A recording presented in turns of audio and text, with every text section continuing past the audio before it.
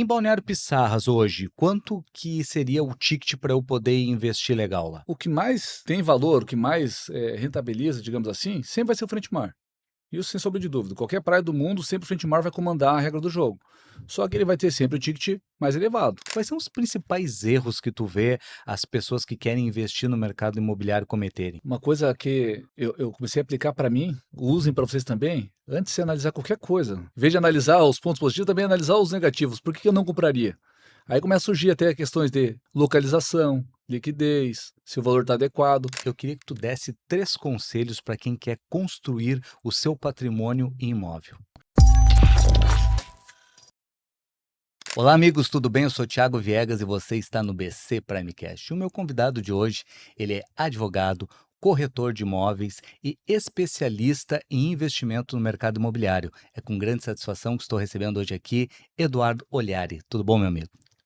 Bom dia, Thiago. É um prazer, uma honra estar aqui contigo nesse primeiro episódio que eu vou estar aqui, né, conversando. E vai ser, como eu falei, uma honra estar falando sobre o mercado imobiliário, uma coisa que eu adoro, eu amo, escolhi para mim. E também estar aqui agora participando do seu podcast. Ah, com certeza. Eu me sinto privilegiado porque eu aprendo muito aqui com meus convidados e eu tenho muita curiosidade em relação a investimentos. E tu, como grande especialista no setor, pode me responder melhor do que ninguém se ainda é uma boa oportunidade o investimento no mercado imobiliário. Sabemos que alguns anos atrás deu um grande boom, principalmente na região do litoral norte de Santa Catarina, Balneário Camboriú, Itapema, Itajaí. E eu quero saber se o mercado já está saturado ou se hoje o mercado imobiliário ainda é uma grande opção de investimento. Maravilha, Thiago. Bom apontamento ali. Até vamos iniciar com uma pergunta, né? Quando que o mercado imobiliário deixou de ser bom? Eu acredito que nunca. Ele trabalha com picos. Tem picos que se está vendendo muito, tem picos que se está comprando muito ou está estabilizado. Hoje eu vejo que a gente está num momento de mercado, falando no geral, tá? Não por regiões específicas. Cada região tem sua especificidade, mas pegando um panorama geral, eu acho que é uma característica que está acontecendo bastante. A gente está no mercado neutro, a gente está construtora segurando um pouco de lançamentos. Quem tem imóveis prontos hoje está tendo que colocar mais condições para vender, não que não esteja vendendo, mas tem que colocar um pouco mais de condições, um fluxo de pagamento para conseguir vender. Mas para quem está buscando a compra, está no momento bom. Então a gente está num momento legal para quem está comprando, mas um momento de um pouquinho mais de cautela para quem está vendendo. Então quem busca comprar hoje, analisando boas oportunidades, aí vai pegar bons fluxos de pagamento, vai comprar às vezes o imóvel pronto com fluxo de pagamento, coisa que corriqueiramente quando o mercado está num pico alto, ele já não encontra. Então com certeza sim, a gente está num momento bem legal de analisar o mercado. Agora falando de regiões, vamos lá. Saturação é uma palavra meio forte, né, mas realmente acontece. O que que eu gosto de explanar? A gente fala de imóveis quando vamos fazer um comparativo aqui com bolsa de valores. Se você é um investidor, você vai comprar uma ação de uma empresa. Se você buscar uma ação que ela já está na manchete, já está estourada, você passou do time de comprar aquela ação. Então às vezes quando você está observando uma ação ali, que ela está crescendo, tá tendo bons indícios, tem uma boa administração, tem um bom fundamento por detrás, tem uma boa projeção que no futuro ela vai alavancar, esse é o momento legal de analisar e comprar. Não quando ela já está estourada na manchete. Ali já está provavelmente no momento dela dar uma descida, que também, como o mercado imobiliário, o mercado de ações, ainda mais que o mercado imobiliário, né, trabalha com picos e ondulações. Então, se ele está lá em cima, não é um bom momento de analisar o mercado. É o que acontece, por exemplo, com Balneário Camboriú e Itapema hoje. Já estão no mercado maduro, já tem muita coisa lançada. Tem coisas boas no meio desse mercado a filtrar? Com certeza tem. Agora, vamos lá, mercados novos ou mercados em ascensões. Por exemplo, Balneário Pissarras, no litoral norte de Santa Catarina. É um mercado que, vamos colocar 2020, ainda era uma aposta, a gente não tinha restaurantes, a gente não tinha o que fazer praticamente na cidade, mas tinha uma praia bonita, uma localização boa, grandes terrenos, então tinha muito fundamento. Mas naquele momento ainda era uma aposta, que ainda não tinha grandes construtoras fazendo obras, trazendo comércios. Então a gente começou a trabalhar muito na divulgação, falando essa vai ser a praia do futuro. De 2020 para cá, eu não sei te precisar o quanto, mas provavelmente já entregou mais de 10, 12 mil unidades de apartamento, centenas já de, de empreendimentos. Hoje, se passar pela cidade, ainda continua, como até te comentei anteriormente, quarteirões inteiros sendo derrubados para dar espaço para novas obras, então todas obras novas. Ali sim a gente encontra uma cidade que está em ascensão, não é um mercado maturo ainda, mas ele não é mais uma aposta, é uma projeção futura certa. Não sei de precisar se daqui 5 anos, 10 anos vai chegar no pico dela, mas a gente não está nesse pico ainda, estamos caminhando para ele. É como se fosse comprar uma Balneário Camboriú 15 anos atrás. Então, pergunto até, né, se o investidor tivesse a oportunidade de comprar 15 anos atrás, não seria interessante? Sim. Então esse é o caso, por exemplo, de mercados novos de ascensão, como é o caso de Balneário Pissarras.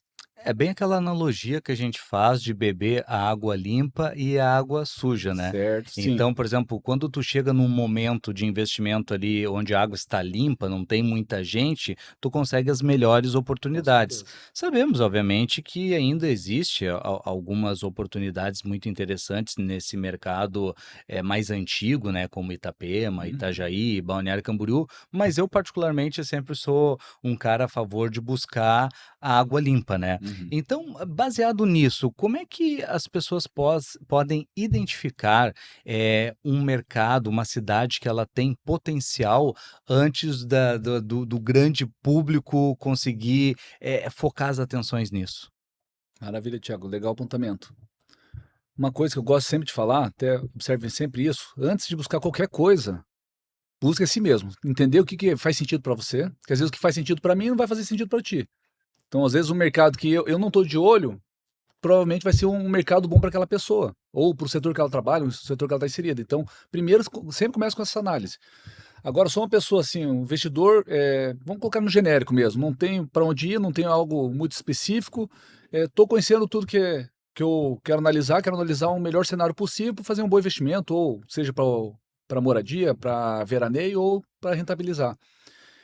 Nesse cenário, o que que é bom pesquisar? Primeiro, localização. Localização é o ponto fundamental de qualquer imóvel, de qualquer investimento imobiliário que você for fazer, seja para empresarial, seja comercial, seja para moradia. Sempre localização é o ponto fundamental. Assim como aconteceu com o Balneário Camboriú lá atrás, acontece praticamente com todo o litoral de Santa Catarina, e é o que está acontecendo com Pissarras. Localização, o que que a gente acontece? A gente está entre vários portos, várias indústrias, estamos à beira da BR-101, então já tinha muita movimentação natural. Então a parte empresarial já sempre foi grande, até eu vi uma notícia recente que os 200 quilômetros da BR-101 aqui do sul vai ser como se fosse a área VIP Premium do Brasil, tanto empresarial como de moradia, de desenvolvimento humano. Pra você vê, então a gente já está numa localização fantástica. De Uhum. ponta a ponta a gente já está numa localização muito boa. Agora falando assim especificamente de Balneário Pissarras, se a pessoa pesquisar, ela vai ver localização, vai entender. Se ela procurar ali lugares que estão desenvolvendo no Brasil, com certeza vai aparecer sul do Brasil, litoral de Santa Catarina. Aí vamos mais adentro, vamos ver sobre praias agora. Uma notícia que estourou, Pissarras, acredito que isso alavancou muito a cidade, agora recente aí, sobre Bandeira Azul. Não sei se você já ouviu falar sobre Bandeira Azul? Não. É um selo internacional, feito pela Noruega, que ele atesta 34 requisitos da praia. Ele Uhum. não é ad eterno, então todo ano você tem que renovar. Sim. Dentro deles é a acessibilidade da praia, a qualidade das águas, aí vem a questão de saneamento básico, preservação da natureza, restinga ou não na praia, por exemplo.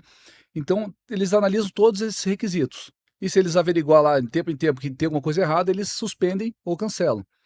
Então ali foi uma das coisas que alavancaram a cidade, que hoje ela é a única cidade do Brasil, acredito que uma das únicas do mundo, que ela é 100% bandeira azul. Então você vê, isso é muito forte para uma cidade. Então a gente traz uma credibilidade muito grande para a cidade. E o mais legal, faz 8 anos que o selo veio para o Brasil, 8 anos consecutivos Balneário Pissarras renovou. Teve vários praias no meio do caminho aqui. Conseguiram, perderam. Conseguiram, perder. Pissarras sempre manteve o selo Bandeira Azul. E até um ponto específico Bandeira Azul, ele não é só para praias, tá? É para marinas também. Então Marinas também pode ter selo azul. Uhum. Então tem vários indicativos que a pessoa pode buscar para ver que é uma região que ela vai ter fundamento, que ela vai ter uma boa projeção futura. Outra coisa que é importantíssima, quase ninguém analisa, eu até digo que no próprio mercado imobiliário, a maioria dos corretores não tem essa visão, que é estudar o plano diretor das cidades. Isso é importantíssimo. Tem cidade que não tem plano diretor nenhum, crescem sem ordem nenhuma, né? Uhum. Então eles começam a construir. Ah, eu acho que aqui vamos fazer um prédio de 40, 50, faz sombra ali, faz sem esgoto. Então, um bom plano diretor está aqui, ele impacta muito na administração da cidade, tá? Por exemplo, ali, estou falando mais Balneário Pissarras, que é um lugar que eu conheço mais profundamente. Uhum. O que que a gente fez que também é uma boa projeção de um desenvolvimento urbano sustentável? A gente tem praticamente 3 avenidas principais na cidade hoje, que tem a Temestópolis, que é da praia, tem a Nereu Ramos e a Manuel Pinto. O plano diretor de Pissarras, que foi em 2019, ele dura por 10 anos, a gente concentrou o plano diretor nessas 3 avenidas. Antes até podia fazer na Quadra-Mar 19 andares. Aí eles viram que tinha projeção de sombra na praia. Aí em setembro de 2021, eles já fizeram uma revisão desse plano, desceram de 19 para 14 para evitar que tenha sombra na praia, então já para manter essa qualidade. E aí a gente jogou mais andares para o outro lado da avenida. Então o que a gente está fazendo? A gente aglomerou aqui nas principais avenidas, jogamos os andares mais altos para trás. Uhum. Então os andares que tem atrás também vão ter vista, por exemplo, da praia, que é uma das coisas mais procuradas e valorizadas de qualquer litoral. E também possibilitou à cidade, que é difícil uma administração pública acompanhar o crescimento privado, tenta acompanhar, mas ele é muito mais burocrático no caso, mas eles conseguiram fazer essa estratégia para conseguir passar uma avenida, passar a rede de esgoto que não tinha, passar a rede elétrica ou melhorar a rede elétrica. Então eles fizeram essas melhorias para aguentar esse crescimento. E aí grandes projetos também, planos diretores bem feitos, cobram impacto de vizinhança. Ah, o que que esse prédio vai impactar na vizinhança? Vai dar mais fluxo de pessoas? Vai dar mais movimento? Então, o que que ele pode fazer para colaborar aqui com o crescimento da cidade? Vai fazer um asfalto aqui? Vai fazer um ponto de ônibus ali? Então, Uhum. tudo isso também tem no plano diretor. Outra coisa interessante ali, o plano diretor ele dura por 10 anos. Então, se a pessoa faz essa análise, Uhum. ele já sabe o que que vai ser na cidade, a projeção que ela vai estar, então para onde está caminhando.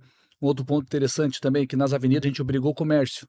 Uma coisa que faltava, ainda falta em Balneário Pissarras, que eu falo que é um oceano azul de oportunidades, é a questão quem quer explorar a parte comercial na cidade, Uhum. como é a Avenida Brasil aqui de Balneário Camboriú hoje, que Sim, ela é bem desenvolvida, né? Então é um calçadão, é um shopping a céu aberto. sim. Então, o Pissarras analisou isso, viu que era interessante, colocaram principalmente na Nereu Ramos a obrigação de fazer todos os prédios, depois do plano diretor, comercial. Então já tem construtoras lá que estão entregando galerias com 20 lojas, 25 lojas, repetindo em vários empreendimentos. Uhum. Então isso a longo prazo, daqui a pouco a gente vai ter um shopping a céu aberto. Sim. Então tudo isso vai impactar numa boa localização. Eu acho que uma grande qualidade de uma cidade como Balneário Pissarras é de ter esse desenvolvimento após o boom de cidades como Balneário Camboriú, Itapema, Itajaí, é que ela pôde observar todos os erros e acertos desses municípios e fazer um plano gestor que, digamos, corrigisse todos esses problemas que esse crescimento sem digamos assim, um conhecimento prévio desses Exatamente. primeiros municípios fez. Por exemplo, sabemos, e isso é notório, que Balneário Camboriú sofre com um problema, por exemplo, do plano gestor de se permitir arranha-céus gigantescos na quadra-mar, da sombra projetada na praia, o que acaba dando uma vida útil de sol na praia muito curta. Mesmo com alargamento, os prédios são cada vez maiores, então é um problema que, pô, tu chega após as 15 horas da tarde na praia de Balneário Camboriú, tu já tem sombra projetada na praia, o que é um grande problema, assim como também todas as questões de outras normas, né, como a questão do saneamento, que tu mencionaste ali na bandeira azul que Pissarras tem, né, Balneário hoje tem várias regras, mas que lá atrás, no passado, não tinham, então os empreendimentos, eles descartavam o esgoto de uma forma desordenada, o que acabou afetando muito, né, a qualidade da praia, a questão da balneabilidade também, o que desvaloriza e prejudica, de certa forma, a cidade, né. Então eu vejo, assim, que Balneário Pissarras tem muito potencial nesse sentido de estar, digamos assim, crescendo da forma certa, né. Sim, perfeitamente. Até um ponto que você levantou é justamente isso. Até vamos lá, Balneário Camboriú teve seu ápice ali, né, seu boom, na verdade, começo dos anos 2000 ou até na década de 90 mesmo. Naquela época, a visão sistêmica era outra. O ambiental era diferente, ninguém dava muita atenção para o ambiental. Restinga na praia, todo mundo achava horrível. Até quando, anos atrás, todo mundo falava assim, nossa, esse mato aqui na praia aqui tem que arrancar, é feio. Hoje todas as praias querem colocar restinga na praia. Agora você vê, Balneário Camboriú está tentando replantar a restinga. Não é tão simples assim. Ainda mais que ela precisa de incidência solar quase o dia todo. Sombras do prédio já vai impossibilitar que criem restingas na praia. E eu vejo que Balneário Camboriú está nesse trabalho de fazer a vulnerabilidade, limpar os rios, mas é um desafio muito maior, sendo que tem prédios antigos, como que você vai refazer a rede de esgoto? Hoje, por exemplo, né, até uma curiosidade, empreendimentos acima de X metros quadrados, normalmente o plano diretor, a legislação, obriga que já tenha uma estação de tratamento de esgoto própria. Então ele já faz o tratamento para depois jogar na rede pública de esgoto, ou na pluvial. Então, prédios antigos não tinha essa preocupação. Então, só aí já muda. Quantos prédios antigos tem em Balneário Camboriú para desmontar ou fazer? Vai um bom tempo até fazer isso. Ainda mais que fizeram a divisão entre Balneário Camboriú e Camboriú. Então, para resolver Balneário Camboriú, você também tem que resolver Camboriú. Então, tem mais esse ponto ainda para ser analisado. Então, realmente, cidades novas, elas têm essas vantagens de aprender com o erro dos outros. Com certeza vão passar por outros erros, mas aprende já com os erros passados. E consegue fazer uma estrutura melhor do que já foi feito ali, se tiver essa cautela. Até um ponto interessante aqui de Balneário, ela cresceu muito, né? Balneário Camboriú, acho que hoje nenhuma cidade mais, pelo menos no Brasil, não chega no ápice de Balneário Camboriú. Uhum. Realmente é um ponto fora da curva. A gente vê assim, por exemplo, Itapema sempre querendo brigar com Balneário Camboriú, é melhor disso, é melhor aquilo, e fica esse embate entre as duas cidades.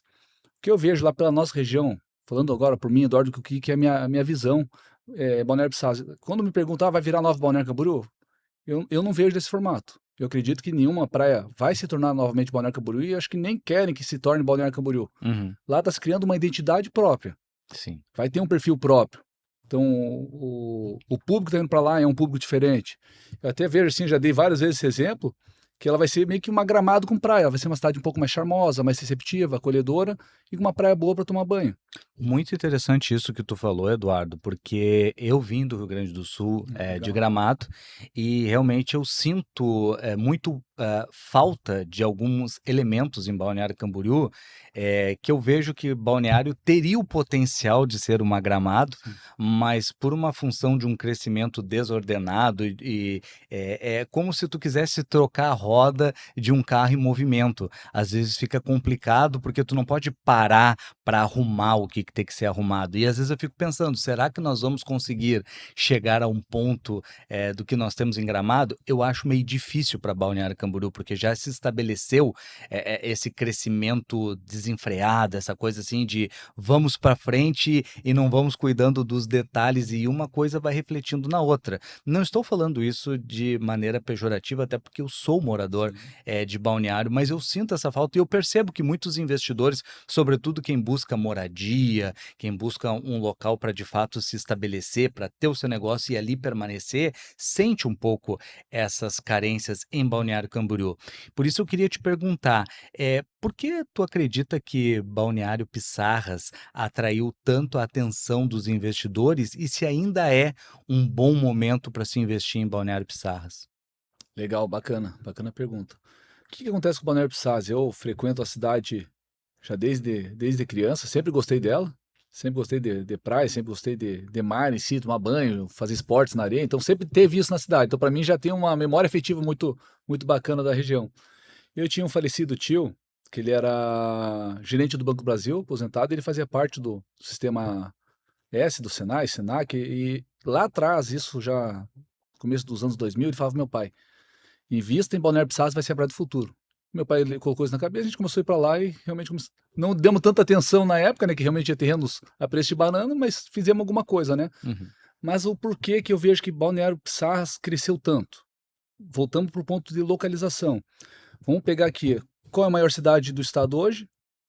Joinville. Uhum. E lá o público são industriais, empresários, empresário forte, né? Tem empresas Tigre, Docol, Forte Leve, enfim, se eu listar várias ali, tem dezenas, centenas de empresas grandes em Joinville. Uhum. A praia natural do joinvilense era São Francisco do Sul. Só que a gente tinha só uma entrada e saída de São Francisco, lá a pessoa levava horas para conseguir chegar no lugar que estava do lado de casa. Uhum. E para o investidor, São Francisco é um lugar que não tem tanto interesse, porque o plano diretor lá é mais reduzido, não pode ser feito muita coisa, por questão cultural lá da localização e também por questão de portos. Então não pode ser construído muita coisa.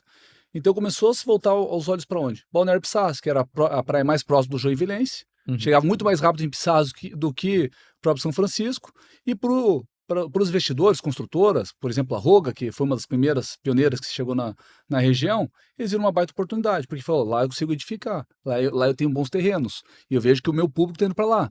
Então Joinville começou essa primeira trajetória. que justificou, e até o público que tem lá hoje. Por exemplo, o pessoal da VEG frequenta muito a praia. Uhum. Então, já são empresas grandes, né? Eu falo Joinville e Jaraguá junto que vão para aquela região. Um outro ponto também importantíssimo é o próprio Beto Carreiro, que o Beto Carreiro está na Praia da Penha, que é ali ao lado. Uhum. Só por esse fator ali eu já dá uma visibilidade. Às vezes as pessoas não conhecem a praia, mas fala, conhece o Parque Beto Carreiro? Aí todo mundo fala, não, esse eu conheço. Uhum. E às vezes a Penha ficou um tempo apagada, hoje tá acendendo, né? A Penha também tá ficando uma cidade muito boa, muito bacana, assim, pelas praias que ela tem, a localização, praia muito bonita. Mas o Beto Carreiro trouxe essa impulsão regional ali para nossa parte também. Aí, considerando que a gente tem, falando de localização, a gente tem aeroporto Navegantes próximo, tem aeroporto em Curitiba próximo, tem o Parque do Beto Carreiro, tem praias lindíssimas, e esse público selecionado, né, empresários, principalmente ali, hoje a maior população de Pissarras é empresários, é um empresarial que veio para cá. Depois começou a vir Blumenau, que já era um público que frequentava muito a Penha, começaram a conhecer mais a região, aí começou a vir muito classe médico, advogados, engenheiros, e agora acho que o maior público que passou essas cidades mencionadas é Curitiba, que é a maior cidade do sul do Brasil, a maior renda per capita também de toda a região. Conheceram a localização e cada vez mais, assim como fizeram em Balneário Camboriú lá atrás, que eu sou curitibano, né, eu sei disso, Uhum. fizeram lá atrás com Balneário Camboriú, também estão conhecendo.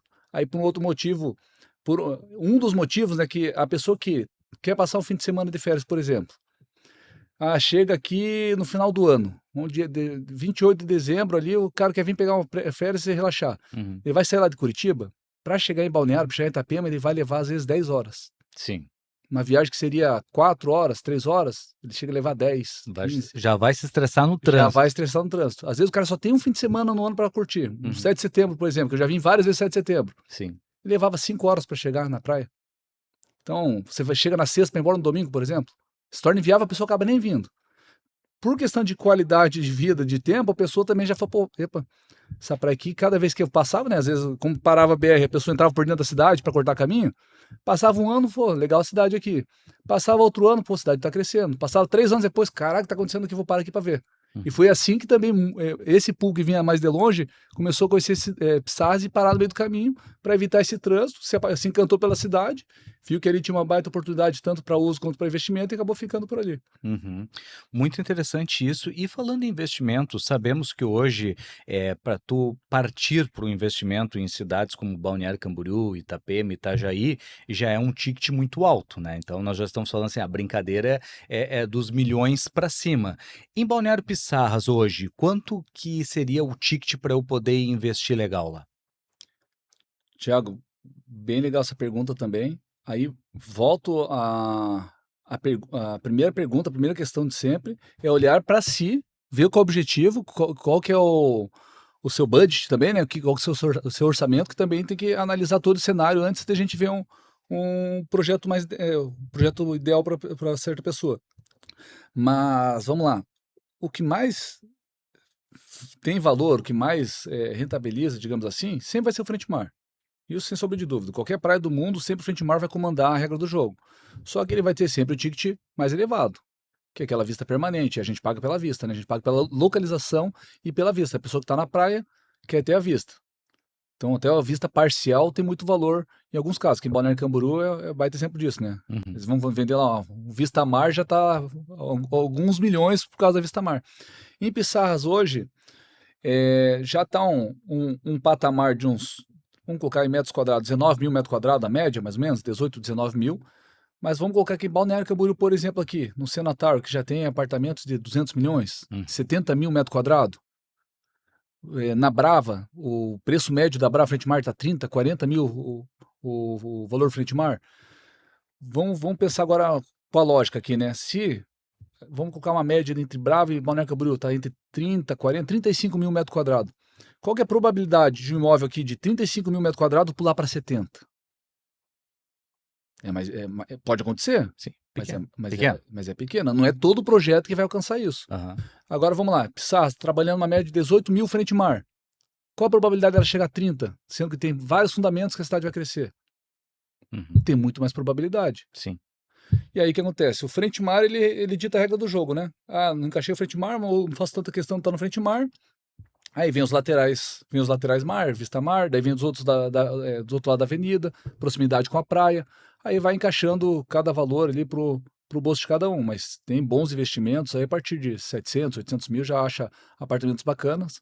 Até uma coisa, novidade, está vindo para a nossa região, que não tinha uma faixa de Joinville até a ponte de Itajaí praticamente, era condomínios fechados horizontais. Então tá vindo muitos para cá e é uma baita oportunidade nesse momento, porque elas querem, é algo novo que está vindo para a região. Muito interessante. Deixa eu te perguntar, hoje no plano gestor da cidade de Balneário Pissarras, são quantos andares que são permitidos na quadra-mar? Na Quadra Mar, Aham. a gente tem uma separação por distanciamento do eixo da rua da Avenida da Praia. Uhum. Antes a gente tinha um regramento que batia os 19 andares praticamente num setor inteiro da Quadra-Mar, mas para entender lá a primeira coisa, a gente tem que entender a geografia da cidade. Que lá no norte ela vem numa faixinha estreita e ela vem alargando a Quadra-Mar até um pedaço do centro, que depois ela estreita de volta. Uhum. Nesse meio tempo, nesse meio espaço aqui que tem uma Quadra-Mar mais alargada, ela tem um plano diretor um pouquinho diferente dos demais. Que daí pela separação do eixo da rua lá da Avenida Temistocles, que é da Beira-Mar, a gente recua para dentro da quadra, até um certo ponto ela vai ter 6 andares. Pode fazer 6 andares, que vai sendo mais ou menos no meio da quadra. O frente-mar em si, nessa faixa que fica aqui, se eu não me engano, são 70 metros do eixo da rua para dentro. Nessa faixa dos 70 metros, só pode fazer 12 metros de altura, que daria 3 andares praticamente aí. Então a gente está limitado a isso, seja para residencial, comercial, 3 metros de altura nessa parte. Aí dos 70 metros para cá para dentro, no meio de quadra, a gente pode 6 pavimentos. Aí onde alarga mais o quarteirão, contando da avenida para dentro, a gente vai ter um outro setor nesse pedaço aqui, que daí é o frente à avenida para cá e não pega tanto o meio de quadra. Uhum. Aí aqui pode ser feito 14, que antigamente eram os 19 metros, 19 pavimentos de altura. Uhum. Agora pode abaixar para 14 e do outro lado da avenida para lá é 19 pavimentos, mas com outorga até 25. E 25 é o limite máximo de Balneário Pissarras. As cidades em volta, tanto Penha quanto Barra Velha, principalmente a Penha, ela não tem limite de altura. Eles fazem um outro regramento que é por média, tamanho do terreno por altura, faz uma conta, aí o que limita o tanto de pavimento vai ser construído naquele terreno. Então é um pouquinho diferente as cidades ao lado de Pissarras, tá? Uhum. E Barra Velha agora também, eles liberaram muitos andares altos e agora já vão num plano diretor, talvez, ou equilibrar ou reduzir para ter um equilíbrio aí de altura dos empreendimentos, né? Mas Pissarras hoje o mais alto é 25. Interessante. Se eu tivesse hoje R$ 1 milhão para investir, qual seria o teu aconselhamento como especialista? R$ 1 milhão para investir, certo? Teria que analisar o que faz sentido para ti, né? Hoje, nas oportunidades de hoje que a gente está aqui, julho de 2026, o que eu indicaria? Se a pessoa assim, ó, Edu, não faço tanta questão de estar grudado com a praia, estar ali, mas eu quero estar na região.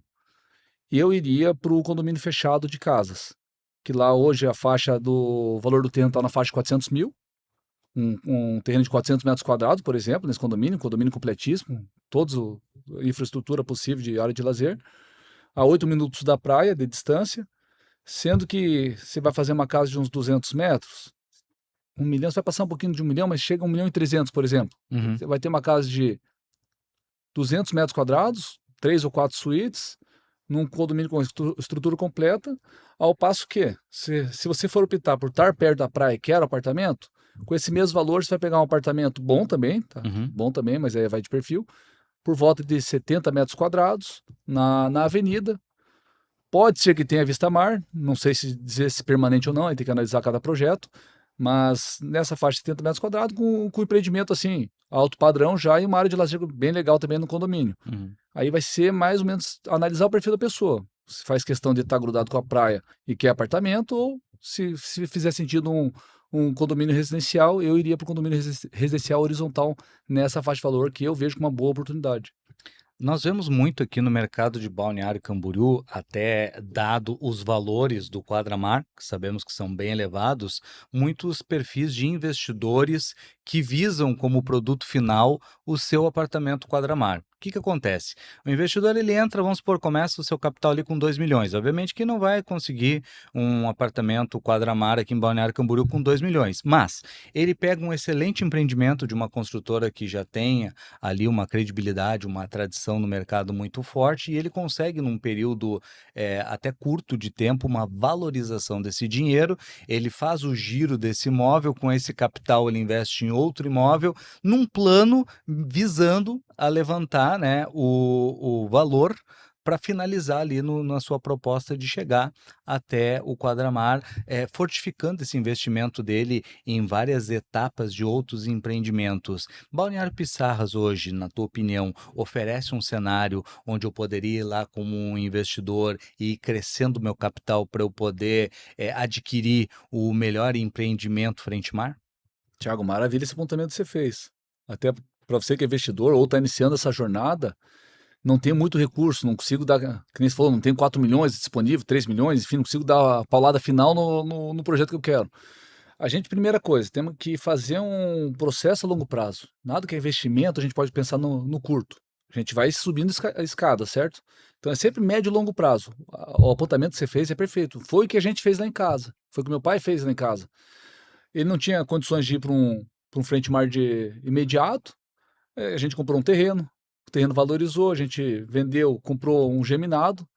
Aí aquele geminado também, a gente, eu até lembro em números esse caso, a gente pagou 190 mil nesse geminado, e quando surgiu onde a gente mora hoje, no Almare, que na época estava na faixa de uns 680 mil na condição de pré-lançamento, a gente conseguiu passar esse geminado, que era 190 por 400 mil, e aí pagamos mais a diferença dos 200. Então a gente já fez uma escala ali do imóvel anterior para esse. O nosso é como se fosse, tem duas torres, né? Tem uma torre na frente, seria frente mar, a nossa torre de trás. Então ele é vista mar permanente. Uhum. Hoje, de 680, estava avaliado mais ou menos em 2 milhões e 600. Então a gente já teve um escalonamento bem grande agora, né? Dos 190 mil até os 2.600 ali, mobiliado. Se eu quiser migrar para um frente mar, eu já tenho esse imóvel que eu consigo colocar em negociação e pago a diferença. Isso é bem possível em vários cenários ali. Com terrenos é bom de alavancar, tem várias estratégias que dá para fazer sim, juntando vários menores imóveis, até para dar em vários tipos de negociação. Até tem empresários que pegam imóveis para ter uma moeda de troca no negócio deles. Então é extremamente válido isso que você passou e eu vejo como um dos melhores processos para a gente alcançar o imóvel desejado. Até porque em se tratando da nossa região, o imóvel ele nunca desvaloriza, sobretudo na nossa região que ele tem uma valorização anual muito acima da média nacional.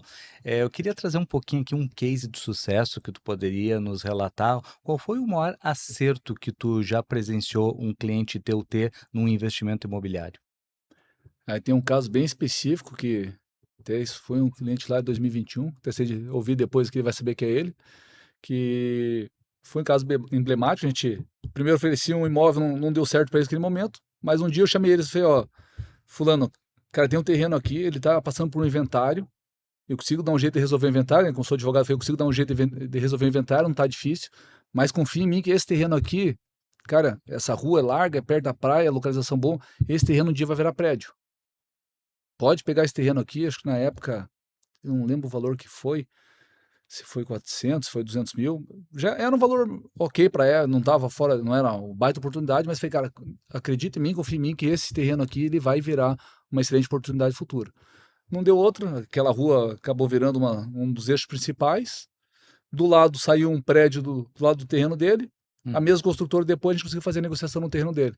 Então, dos 400 mil que ele investiu, mais o terreno ao lado que ele teve que adquirir também, vamos dizer que ele pagou 1 milhão e pouco, mas ele conseguiu transformar aquilo em, eu não lembro a quantidade exata de apartamentos, mas acredito, acho que foi 9 ou 10 apartamentos. Uhum. Então, praticamente ele triplicou, quadriplicou o investimento dele nesse caso. Tem outros cenários também, só de imóvel. Tem uma casa frente mar que eu vendi para um cliente. Era um preço de oportunidade. O preço nem tanto em si de oportunidade, mas a condição que o pessoal fez era de oportunidade. Uma família que estava passando por um processo sucessório. Eu também analisei o processo sucessório. Mostrei para o meu cliente que era bem o time certo. Eles precisavam fazer meio com urgência, em decorrência de questão de falecimento. E aí ele comprou a casa frente mar, também acreditou no meu trabalho, acreditou no potencial, a visão que eu passei para ele. Ele pagou 2.200.000 naquela casa, era 800 metros quadrados o terreno. O engraçado é que a própria prefeitura na escritura já avaliou por 2.800 no mesmo ano, hoje então avaliaria muito mais. E aquela casa hoje, por menos 6,5 milhões, não compensa vender. Isso questão de 5 anos, Uhum. que seja quase, ele ganhou 1 milhão praticamente por ano de valorização naquele imóvel. Nossa, são números assim impressionantes que todas as pessoas certamente buscam. E falando em valorização, sabemos que as pessoas buscam muito essa valorização. Hoje em dia, cada vez mais está implícito, né, na sociedade esse conceito do investidor, né? Todo mundo quer investir e quer uma maior rentabilidade para o seu capital, e às vezes a ânsia de ter um retorno mais rápido faz as pessoas cometerem erros. Tu é advogado e tu também é um especialista em investimentos imobiliários. Então, eu queria saber um pouquinho de ti, sobre os tipos de investimento que tem e os seus riscos, para o público que está nos assistindo aqui poder também ter um pouquinho de noção e ter um direcionamento de quais são as opções que tem e quais são os riscos que estão agregado a essas opções.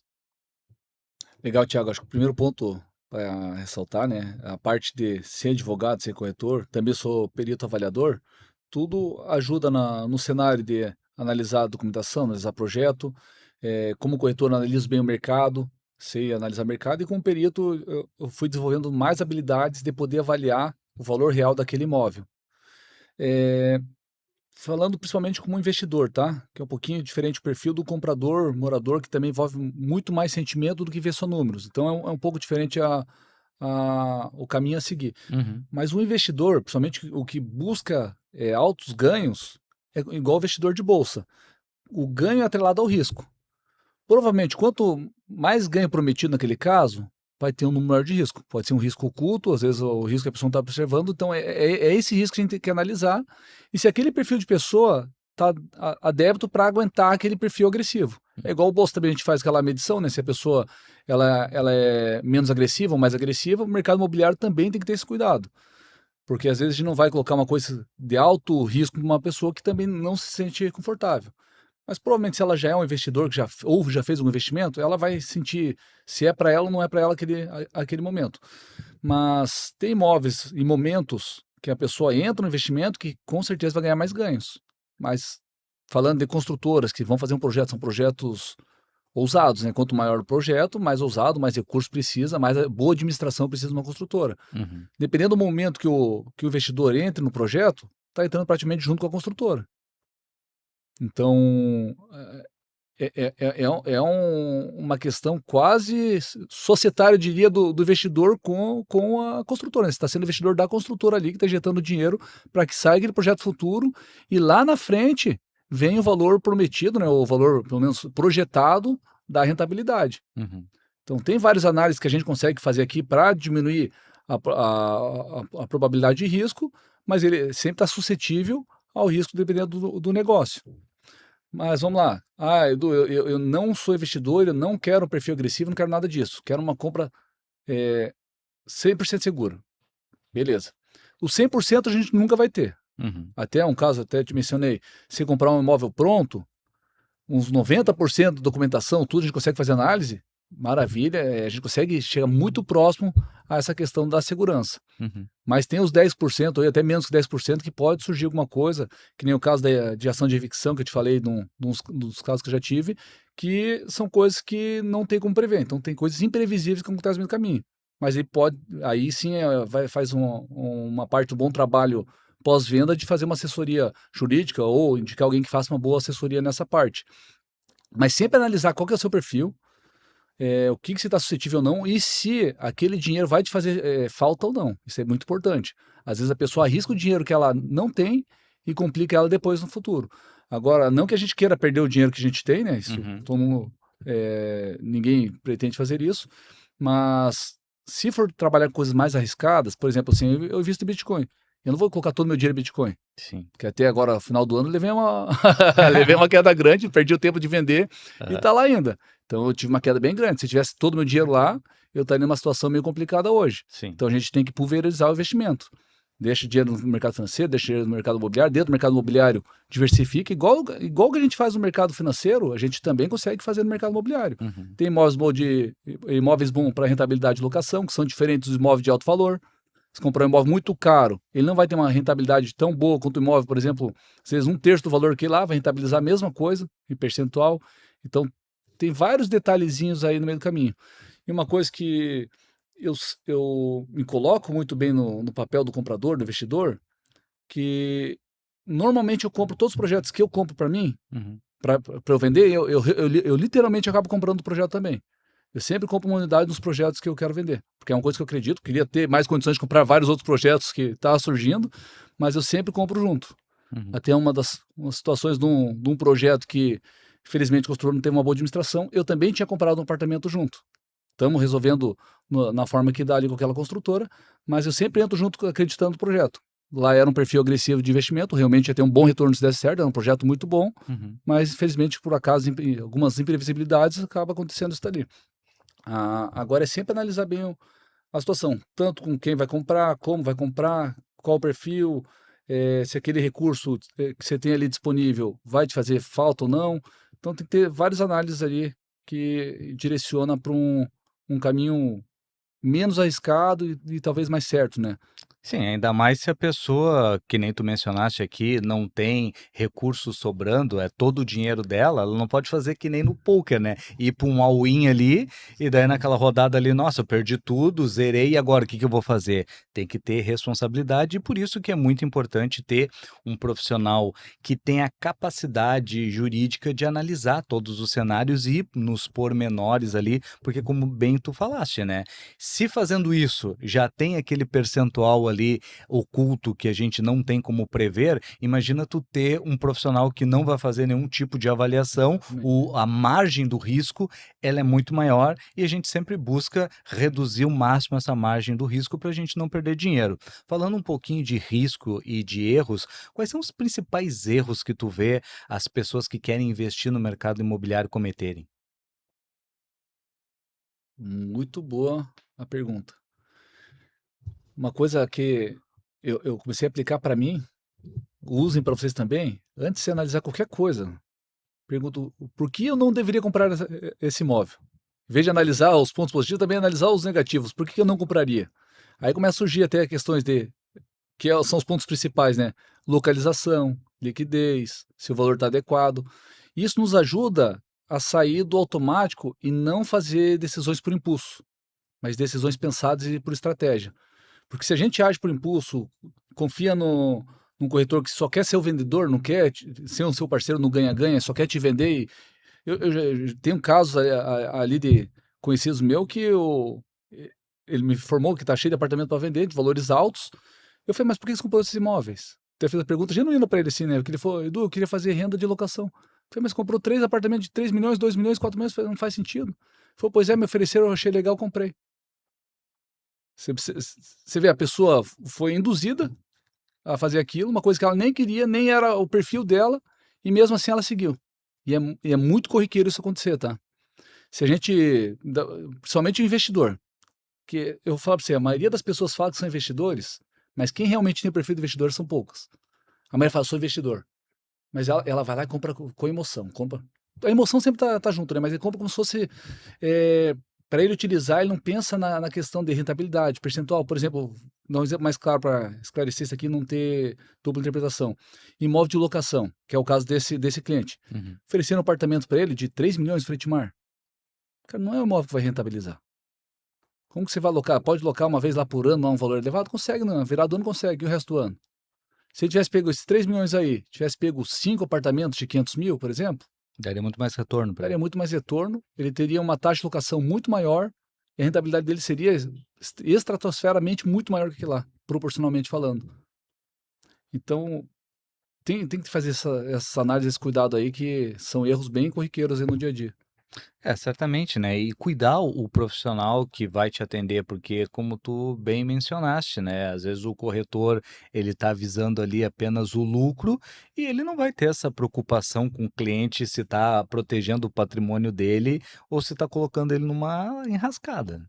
Tiago, até falando um ponto assim que não devia estar falando, mas sou do mercado imobiliário, eu sei como funciona. Isso existe em todos os setores comerciais, de todos os estilos de venda possíveis, mas tem empresas que elas, não que seja ruim, né? Faz parte de uma administração da empresa, mas os movedores de meta, né? O vendedor de meta. Às vezes ele não vende o que é melhor para o cliente, ele não analisa o cliente. Às vezes, tanto a construtora ou quanto a imobiliária dá uma meta, vender apartamentos que estão travados, não são tão bons assim, mas prometem várias coisas por detrás que o vendedor se movimenta para fazer a venda daqueles imóveis. Então, eles se movimentam através de metas. E nem sempre esses imóveis das metas que eles jogam ali é o mais adequado, é o mais direcional, é o que vai trazer mais benefício depois. Uhum. Então, E o que que um investidor experiente enxerga no mercado que a maioria das pessoas não enxerga? liquidez futura, ponto muito importante. Que todo imóvel ele é certo para alguém. Se você consegue analisar um imóvel que consiga englobar mais perfis de pessoas ou perfis de pessoas mais qualificadas, vai ter uma liquidez mais certa no futuro. Mas qualquer imóvel, em algum momento, vai vender. Não tem imóvel que não vai interessar alguém para algum destino. Isso sempre vai existir. Mas a liquidez. Dentro da liquidez, o que, que a pessoa vai analisar? Volto sempre nesse ponto que é importantíssimo, eu acho que é a essência de tudo, é a localização. Isso que a gente tá. Vamos falar que tá tudo certo a documentação. Todos os móveis estão falando, tá tudo certo a documentação, não tem nenhum problema, a gente tá. Passamos dessa etapa de análise, né? Que com certeza não importa um imóvel que tenha muita boa localização, mas esteja com a documentação toda errada. Então, pulamos já essa etapa. Tá tudo resolvido essa parte? É confiável comprar? Beleza. Então, volto a dizer na parte de localização. O comprador de imóvel experiente, ele vai ver essa parte aqui. Tem outros perfis, por exemplo, investidor de leilão, por exemplo, que também tem parte imobiliária dentro do leilão, outros detalhes que ele vai analisar, não só a localização. Ele vai por oportunidade, facilidade de processo, vai ser fácil, vai ter despejo, não vai ter despejo. Então é um outro cenário. Se caso alguém argumente nesse ponto, é um outro formato de negociação, outro formato de aspectos. Né? Se tiver localização dentro daquilo ali ainda, também, maravilha, mas ali ele vai buscar por segurança na hora da compra. E por preço também, né? Então o investidor vai inserir, ele vai localização, liquidez, preço. Preço também, para ele vai importar ou condição de pagamento. Às vezes não consegue trabalhar no preço, mas trabalha na condição de pagamento. E tudo isso, aí serve para todas as pessoas, o bom imóvel é aquele que tem um fundamento por detrás, vai cumprir um propósito lá na frente. Uhum. Entregar uma qualidade de vida, vai ser uma boa moradia. Os imóveis destinados à moradia, normalmente tendem a ser os imóveis mais caros que vão valorizar mais para o futuro. É onde que tem o desejo, o frente mar, um condomínio de alto padrão, um condomínio consolidado. Então, onde tem mais desejo e qualidade, normalmente é o que tende a valorizar mais. Sim. Isso daí é muita questão do negócio versus o imaginário das pessoas, né. Eu vejo muitas pessoas deslumbrando com números e não mirando no número mais importante que é o lucro, porque no Também. final das contas não interessa o quanto tu vende, interessa o quanto tu lucra daquela venda. Tu pode vender R$ 1.000.000 e eu vender 500, mas se para mim sobrar 200 e para ti sobrar 50, quem é que está tendo o melhor desempenho, entendeu? E eu vejo muitas pessoas menosprezarem oportunidades de negócios que não são visualmente tão grandiosos e tão atrativos, mas que para determinadas aplicações, como a questão da locação, dá uma grande margem de lucro. E eu tenho visto amigos investindo nesse mercado de imóveis que não são tão esplendorosos, que não são nenhum frente-mar, mas que tem uma lucratividade muito interessante para proposição que eles colocaram em cima daquele empreendimento ali. Eu queria falar um pouquinho sobre salas comerciais. Por exemplo, eu já tive, né, a visualização, como todo empresário tem, né? Ele enxerga o local e a mente dele já começa a trabalhar como empresário. Eu pensei Uhum. assim: Gramado. Meu Deus, se eu tivesse como voltar no passado e falar para o meu avô assim: "Compra todo o imóvel aqui na Borges, que vai dar bom no futuro lá". Não posso fazer isso, mas eu conheci alguns empresários, sou amigo deles, assim, tenho o privilégio de ser amigo deles, que são proprietários de vários empreendimentos ali na Borges. E, pô, tu vê ali, são locais que nunca vão deixar, de serem locados, que é o coração da cidade. Em Balneário Pissarras, existe ainda essa possibilidade que quem quer investir como um possível locatário comercial de pontos estratégicos, de ter esses locais lá? Ou já passou o time? Tiago, nossa, pergunta maravilhosa, que é um ponto que eu adoro, loja comercial é uma coisa que eu gosto muito. E o time nem começou, na verdade, né? Mas tem uns detalhezinhos no meio do caminho aqui. Mas só para explicar o formato mental que eu criei da minha carteira de imóveis ideal, né? Eu vou ter minha casa, o imóvel, vamos colocar assim, imóvel de uso minha família. Um que é o de moradia fixo, talvez o outro sim para veraneio em algum lugar ou na praia, por exemplo. Vamos dar um exemplo ali, eu comprei uma casa lá no condomínio que é 8 minutos da praia, lá vai ser moradia, mas eu posso ter um apartamento na praia. Esses são os dois, eu não passo disso de uso próprio. O restante eu estou pulverizando entre lojas comerciais, terrenos, acho bem interessante também.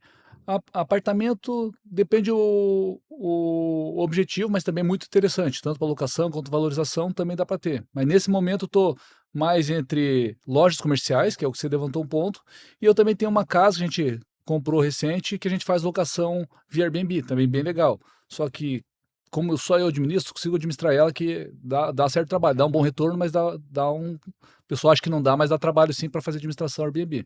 Mas o retorno é legal. Lojas comerciais. Eu administro várias lojas comerciais de clientes. Estou investindo em lojas comerciais, já comprei duas também, estão em obra. O que acontece hoje? Estamos assim, no início, falando de Balneário Pissarra, né? Estamos no início da era dos comércios. O varejo ainda está chegando na cidade. Então a Uhum, gente está num momento bom. Só que as construtoras já observaram isso e a maioria já não quer mais vender as lojas. entendi. Eu tenho vários clientes que já vendi várias lojas, eles gostaram da brincadeira, as construtoras falam, epa, vamos segurar. Construtoras não escutem isso. Mas é bom, a loja comercial é bom porque assim, é um inquilino melhor que o residencial a gente tem que passar muitas análises e ainda assim a gente não está 100% precavido. Agora o comercial é onde é o ganha-pão do cara. Então assim, eu vejo em vários lugares aí o cara deixa de pagar outras contas até pessoais, mas não deixa de pagar o ponto comercial dele, porque é o ganha-pão dele. Então, é um inquilino já mais interessado. E os valores do comércio, dependendo do comércio, principalmente o varejo, ele vai precisar de boa localização. Que nem eu falei ali, né? Como é a Avenida Brasil aqui, a gente está aglomerando os comércios nas principais avenidas. Uhum, Então, o metro quadrado locativo, ele é elevado. O valor de compra e venda também fica elevado no patamar do comércio. Então, o comercial ele é muito interessante para a rentabilidade, mas também para a valorização. Porque você pega um imóvel na avenida ali, provavelmente vai pagar já um valor mais elevado. Mas se por um acaso vir uma Avenida Brasil, por exemplo, em Pissarras, lá Nereu Ramos ou Emanuel Pinto, virou uma Avenida Brasil, que realmente tenha movimento de rua, que traga realmente um bom retorno para o lojista. Cara, o valor do imóvel vai lá para a estratosfera e não sei te precisar o quanto que chega. Que vai chegar um valor assim que realmente vai passar o valor do metro quadrado e assim, você quer ou não quer, tem que queira. Porque ele vai estar interessado pelo ponto. sim. Então, o comércio, ele também é um perfil bem interessante de analisar. E ainda vai surgir esses calçadores, né? Pissarras ainda não tem, mas tem muitos pontos que vão lançar. Até tem um projeto que estão para lançar. Até você me perguntou mais cedo do Pier, que igual de Itapema. Lá em Uhum. Pissarras também tem um projeto que estão para fazer. E na frente desse projeto, uma construtora tá para fazer um empreendimento gigante. Lá vai mudar a estrutura da cidade, que vai ter mais de 80 lojas. Uhum, Então, provavelmente ali vai virar um shopping a céu aberto, só naquele cenário. sim. Então, pra você ver assim, o pessoal não tem dúvida do comercial. O comércio é o que movimenta a cidade toda, né? Primeiro a gente edifica, traz a população e depois, consequentemente, tem que ter comércio. Senão a gente não segura o desenvolvimento da cidade de um ponto para frente. Senão ela trava e morre. Então, o comércio que dá vida para a cidade. É isso que movimenta. Por mais que vai ter mercado online, tem gente que quer sentir a loja, quer entrar na loja, quer provar. Isso nunca vai deixar de existir. Então, o comércio é excelente. É, certamente, né? E o mercado imobiliário como um todo é uma brincadeira ali no investimento que tu tem que fazer ela com calma, não pode apressar, porque se tu tiver calma, tu vai ter uma lucratividade gigantesca, né? Que nem nós estávamos brincando aqui em relação a Borges, né? Pô, tu pegar, por exemplo, uma Balneário Pissarras. Hoje tem um cenário, mas vamos projetar esse cenário daqui a 10 10 anos anos. para quem tem esse tempo de maturação. Daqui a pouco pouco não é a renda principal da pessoa, mas é, digamos assim, a grande poupança que ela vai fazer na vida, porque qual é a lucratividade, o que que ela vai ter projetado lá na frente, comparado a qualquer outro tipo de investimento que ela possa fazer com o dinheiro dela. Realmente são pontos, assim, muito interessantes de serem apurados. Eu queria falar um pouquinho, porque tu também é advogado, de saber, como que a visão tua como um advogado é diferente na análise de um imóvel. Bacana, Thiago. Eh, o advogado, ele já tem um olhar sistêmico um pouco diferente, né. A gente já consegue analisar o que pode dar errado, a gente não vê o que dá certo, a gente sempre pensa o que pode dar errado. A gente já sempre vai nos depende, tudo é depende, não tem nem sim nem não, é tudo depende. Então, a gente consegue analisar todos os cenários possíveis, dentro dos cenários possíveis a gente toma a decisão, se vale a pena ou não correr os riscos, mas a gente já sabe aonde olhar nas documentações, sabe o que olhar. Se pegar uma matrícula do imóvel, uma pessoa leiga vai ver aquilo lá, vai ficar perdida. Você já leu uma matrícula de imóvel? Sim, Ela tem vários detalhes, várias informações lá que é complexo. complexo. Então a gente precisa ter um olhar mais profissional, né, mais especializado nesse caso, para conseguir ler uma matrícula do imóvel. Na matrícula do imóvel já vai dizer muita coisa do imóvel, ou o que está faltando, ou coisas ocultas. Dali surge uma análise, um eventual processo, um eventual herança, um inventário. Então, isso ajuda a analisar muito bem. Parte contratual é uma área que eu gosto muito, adoro fazer contrato, sempre gostei, desde a faculdade, foi um dos pontos que eu sempre gostei. Então, um bom contrato, bem redigido. E eu vejo assim, ó, isso eu vejo uma fraqueza gigantesca no ramo. As imobiliárias querem fazer por conta, que eles acham assim: "Ah, vou fazer é só jogar no GPT", por exemplo. Tudo Antes nem GPT. tinha GPT, né, antes eles Sim. faziam quantos contratos já vi de uma lauda, um contrato de compra e venda de um imóvel de 500 mil, 1.000.000, uma lauda. Contrato Xerox, né. Contrato já não, mas uma lauda o cara preenchia ainda naqueles underline que tinha, o cara escrevia à mão só nos campos para preencher Aham. e comprava o imóvel. Não que o contrato vá resolver uma situação, né, o Brasil ainda, infelizmente, é um país que não tem uma segurança jurídica tão boa, mas ele já consegue precaver muitas situações e direciona bem depois uma eventual problema judicial, ou extrajudicial que seja. Mas um bom contrato redigido, quanto mais complexa a operação, melhor contrato tem que ter, mais detalhes importantes tem que ter. Então não é todo mundo que consegue analisar, seja para comprar, seja para vender, seja para fazer uma assessoria para algum cliente também. Que muita gente me busca, até já compraram o imóvel com outro, até com colegas, concorrentes. Eu não gosto de ter muito concorrente, né? Uhum. Mas comprou com outro colega, eles trazem para mim fazer análise posterior, eu acabo fazendo essa análise e falo assim, assim, não, você vê, né, que apesar de ter comprado com outros, eles ficam em segurança dessa parte jurídica do contrato e tudo mais e acaba vindo buscar essa segunda opinião. É, certamente, o contrato é aquele objeto que as pessoas não dão importância e só vão sentir a importância dele quando for preciso, quando ele for acionado, dizer assim: "Ah, não, mas não é assim". "Não, mas lá no É, contrato isso aí tá que mesmo. é assim". É que nem seguro: "Ah, não preciso de seguro". Aí vai lá, tira o carro da concessionária, bateram o carro, roubaram o carro. "Ah, por que que eu não fiz o seguro?". E falando em contrato, eu queria que tu dissesse para nós, quais são normalmente os erros que as pessoas cometem, antes de assinar um contrato, a não analisá-lo corretamente? Legal essa pergunta, Thiago. Vai depender um pouco do formato da negociação, se Aham. move na planta, se não é na planta, se é pronto, então cada um vai ter uma especificidade, né? Locação também vai ser outro setor. E de qual lado que você está também, né? Se é, por exemplo, o locador locatário, cada um vai olhar para um caminho diferente de acordo com o interesse ou o objetivo que ela tem naquele contrato ali. Mas vamos Uhum. falar do locador locatário, que é uma coisa é, Habitual da nossa região. isso, habitual e mais palpável também para a gente analisar. Uhum. Por exemplo, questão de renovação. Tem locador que coloca um prazo lá, por exemplo, 3 anos ou 5 anos, ele nem sabe que existe na legislação renovação automática. Uhum. Então, se o locatário sabe que quer ficar 5 anos, mesmo que o proprietário não queira, e queira renovar para mais 5 depois, ele já usa de artimanhas no contrato para acionar alguns gatilhos legais para permanecer naquela localização. Uhum. Então, esse é um ponto. Questão também de como vai colocar o seguro no contrato de locação, que você não pode colocar várias garantias, é uma garantia só. Então, tem vários detalhezinhos. Compra e venda, vamos colocar no grosso, né, no genérico, a pessoa tem que analisar.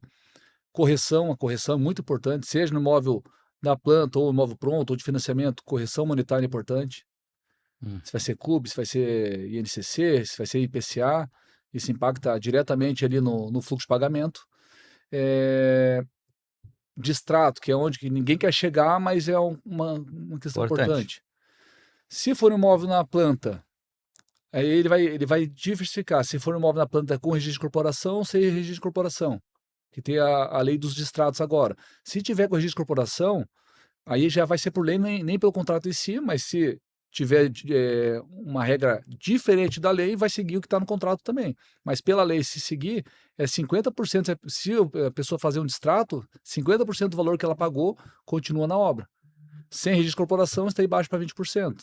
Uhum, Então, tem vários detalhezinhos ali, não só no contrato, mas analisar a espécie contratual que ela está fazendo, que uhum. tipo de imóvel que ela está comprando.